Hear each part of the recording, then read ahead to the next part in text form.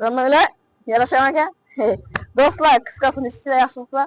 Bize bugün Tunik'e şifre Banat'a geldik. Yani bir de şifre işlep çıkararlar. Az önce şunu sizlere işgallerini çünkü gidemiz. Kanasa getip bırakıp işgallerini gör çıkarmış.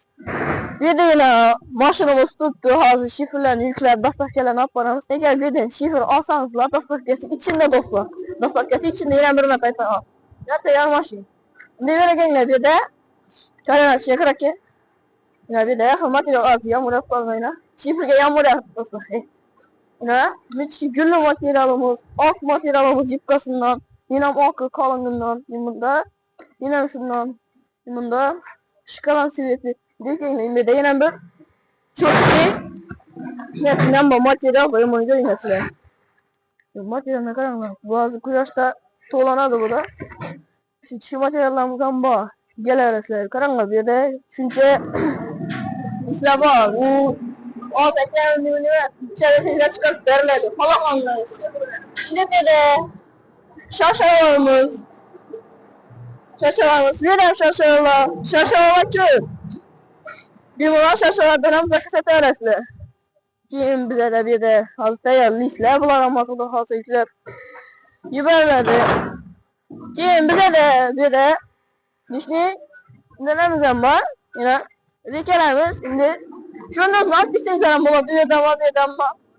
Arkadan gelip hoş gideresler. Şimdi aşken açsam. Aşkelemizden bu. Diş deseniz de kepte dişlerimi, kiçi dişlerimi hemmesine hep gelip tahlap geçirip veremiz. Niye kıla ki? Bu eş ne olursa belesle şu aşken tiyinle kakılatırım neyse. Buna tahlap çırayeti hoplat veremiz. Yine ne ola kaldı bir de. Bir de indi hazır Tunike yok. Yani Tunike hazır netmeyenler.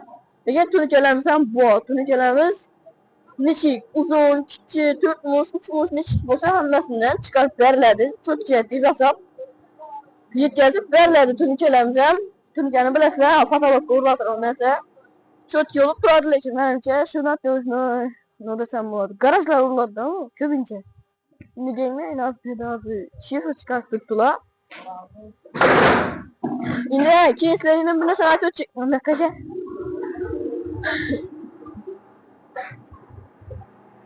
Bir de kelle yapmayla bir de daha şöyle. Sıkası, geçti, aynalan, setine müçkeci uğrattı doğru mesela. Şunlara bu.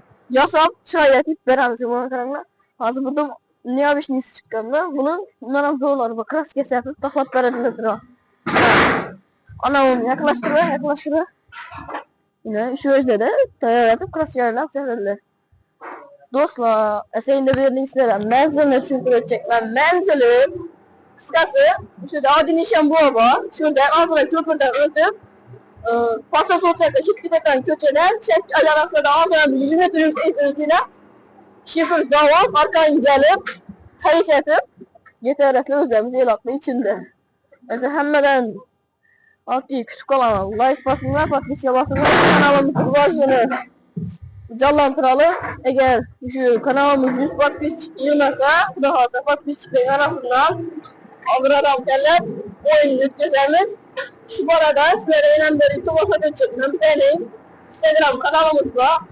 Şurada çıkardı. Buna min patlıçlar işlememiz gerek. Min ise bir dönem oynatırız. Mesela güzel tutsun. Hemme rahmet, sağ olun, aman olun. Yani beni şurada küçük kalamız.